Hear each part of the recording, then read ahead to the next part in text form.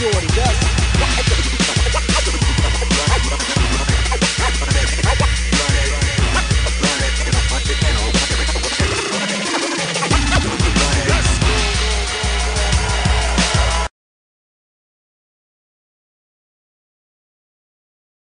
This is Konkrete Jungle TV. My name is Lola, and tonight I'm here in Milwaukee, Wisconsin with DJ Shortee.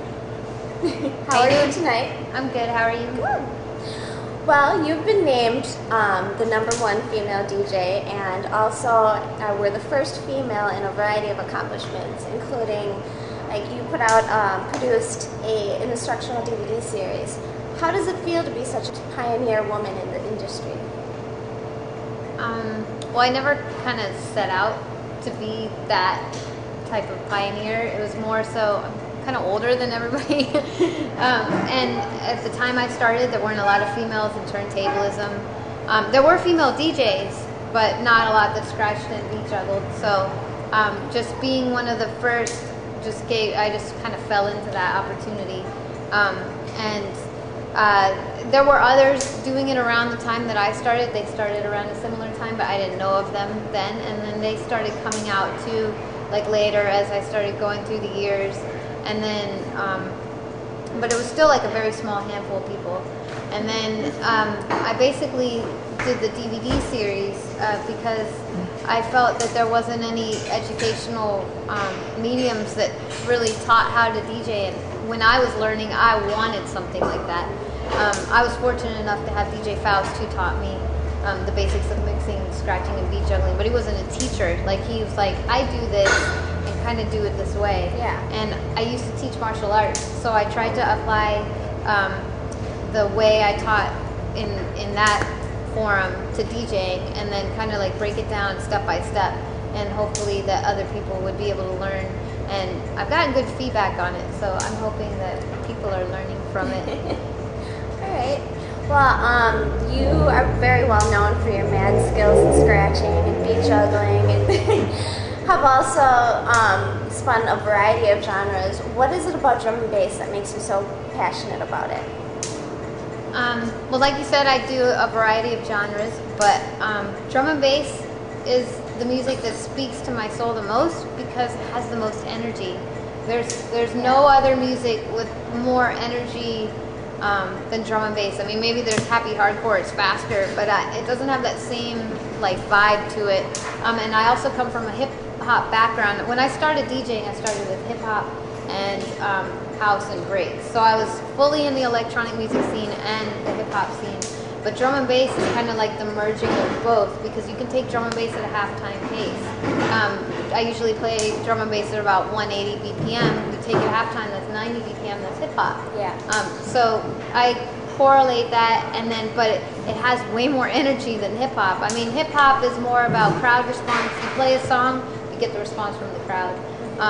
For that specific song, because it's like nostalgia, they'll remember like the group or whatever, or it'll be a new song that's on the radio. But with drum and bass, it's purely about the vibe and the energy, and people want to hear stuff they've never heard before. It's all about dub plate culture, about songs that they've never heard before. So that's why I like it, because I can like bring new stuff to the crowd, and they're open to hearing new stuff.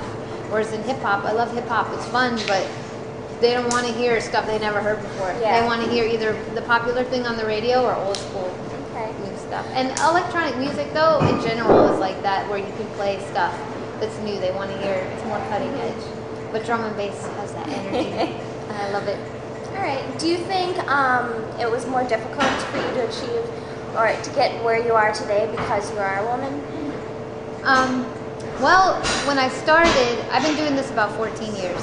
So when I started, I was one of the only females who scratched and beat juggled, and it was hard to be taken seriously in hip hop more than anything, because in hip hop, not only did you have the gender issue, but because there were very few females, and they're like, oh, a girl can't do that, a girl can't scratch. But then there was also the race issue, especially back then, because it was more of like an African American kind of genre, whereas now it's opened up to more. But so I had two strikes against me in hip hop, whereas in electronic music, they're, like I said, they're more open-minded as far as stuff like that, more accepting. The rave scene is more accepting. You'll see a wide variety of people people.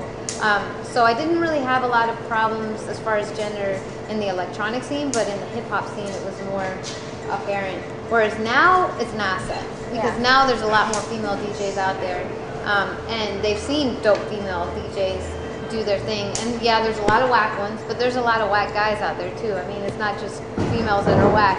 So I mean, now it's actually an asset, because it's like, oh, she looks cute, she can actually do something, we'll book her. If she's really good, we'll book her again. So if you're a female, my advice to you is, looking cute just isn't good enough. Like, you have to back it up with skills. That'll get your foot in the door though, and you got to use your assets, whereas guys have other assets that they use to get, you know, their foot in the door. We can use that asset, but if you really want to maintain and get booked again, you have to bring it with your skills. Okay.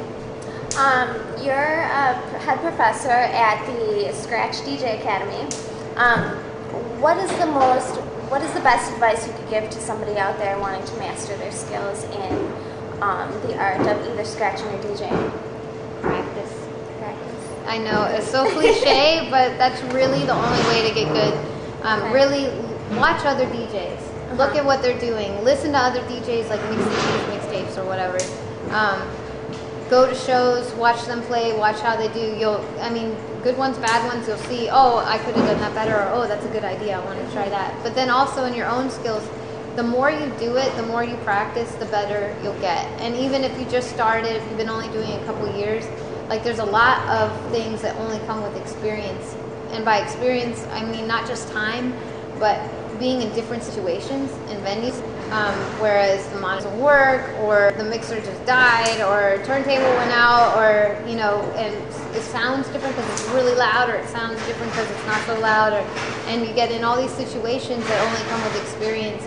So the more you practice at home, the more second nature it is, then the better you will be able to handle some of those situations. That I still get situations thrown at me where I've never experienced it, and be like, whoa, you know, and you got to, like, stay on top of your game. So practice. Okay. You and your husband, DJ Lost, DJ and produce together under Urban Assault. Do you ever find it difficult to maintain or juggle your two relationships, your work relationship and your marriage?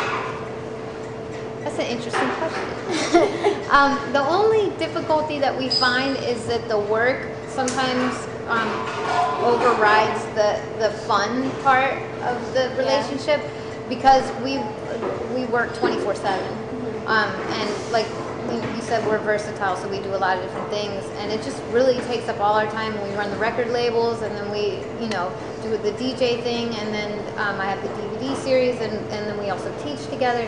So it's constant work, and so we have to constantly make time to just hang out and be together, even if it's just sitting on the couch, you know, watching TiVo or something.